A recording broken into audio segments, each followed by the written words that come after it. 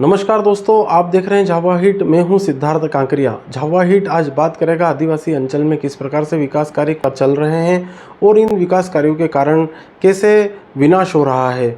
हम जो नए दर्शक जुड़े हैं उन्हें हम बता दें कि बुधवार की रात को लगभग 2 बजे थानला मेघनगर के बीच रेलवे ट्रैक के पास में बंद रहे ओवरब्रिज के समीप एक बड़ा हादसा हो गया और इस हादसे में 9 लोगों की मौत हो गई है।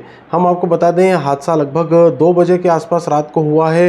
हादसे में एक टैंकर जो है वो पलट गया एक कार के ऊपर और उसमें दबने से 9 लोगों की मौत हो गई है। अब हम आपको बता दें कि यह जो ओवर ब्रिज है इसका निर्माण 2024 से चल रहा है और कहीं ना कहीं इस पूरे हादसे की पीछे जो जिम्मेदारी है वह इस ओवर ब्रिज का निर्माण कर रही कंपनी की है। यह हम नहीं, यह जो हादसे में जो लोग मारे गए हैं उनके परिजन कह रहे हैं।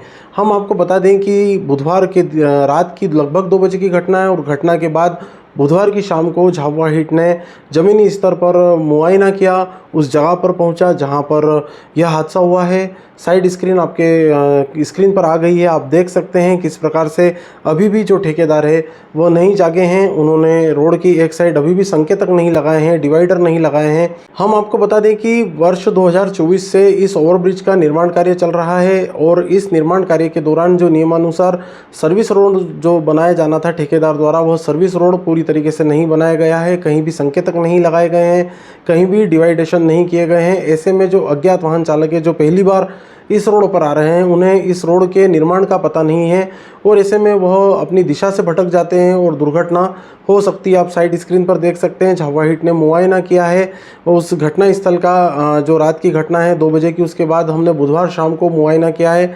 ठेकेदार अभी भी गंभीर नहीं है, उन्होंने रोड के एक तरफ नहीं संकेतक लगाए हैं, न ही डिवाइडर लगाए हैं। इतनी बड़ी घटना के बाद भी शासन प्रशासन नहीं जागा है और उन्होंने रोड के जो ठेकेदार हैं निर्माण कंपनी, उन्हें अभी तक कोई कार्रवाई करने के भी निर्देश नहीं दिए हैं। ऐसे में बड़ा सवाल यह है कि क्या झाबुआ जिले में इस तरीके से विकास कार्य चलते हैं? ऐसे विकास कार्य कहीं अन्य जगह भी चलते हैं। हम जब अन्य जगहों पर जाते हैं तो देखते हैं कि रोड के चारों ओर जब निर्माण कार्य चल रहा होता है तो डिवाइडर लगा हुआ रहते हैं, बाकायदा संकेतक लगे हुए रहते हैं।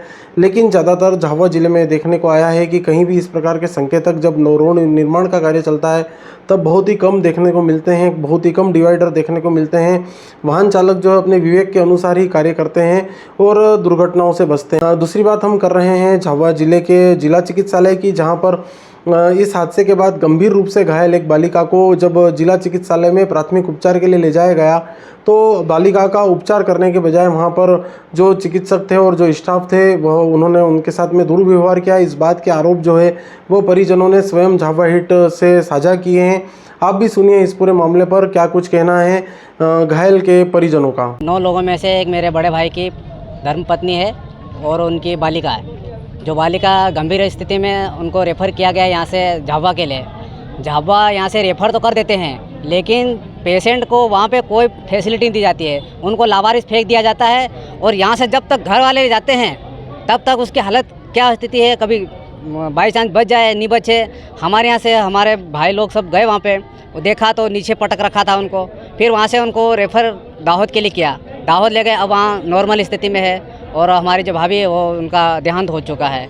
तो हम शासन प्रशासन से ये चाहते हैं कि उनको कुछ भी आर्थिक सहायता दी जाए, क्योंकि उनका बालक भी गरीब है, उनके लिए कमाने का कोई वो है ही नहीं, सिर्फ उसकी मम्मी थी, उनके सहारे ही था। अभी बालक उतना वो एक्टिव नहीं है। शासन से हम चाहते हैं कि इनको आर्थिक सहायता दी जाए। 9 लोगों की मौत हो गई है मौके पे ही और 2 लोग घायल हैं और हमारी ये सरकार से मांग है, क्योंकि ये पहली बार ऐसा दर्दनाक हादसा हुआ है और ये हादसा जो ठेकेदार पुल बना रहा है उसकी लापरवाही की वजह से ही हुआ है, क्योंकि वहाँ पर ना तो लाइट की सुविधा है, ना रोड की सुविधा दी गई, ना कुछ भी दिया गया। आए दिन वहाँ पे हादसे होते रहते हैं, लेकिन ये आदिवासी अंचल का सबसे बड़ा हादसा हुआ है, क्योंकि आज पूरे परिवार बर्बाद हो गया है। और हमारे सभी ग्रामीण जनों और परिजनों की यही मंशा है कि जल्द से जल्द आर्थिक सहायता हमको प्रदान की जाए।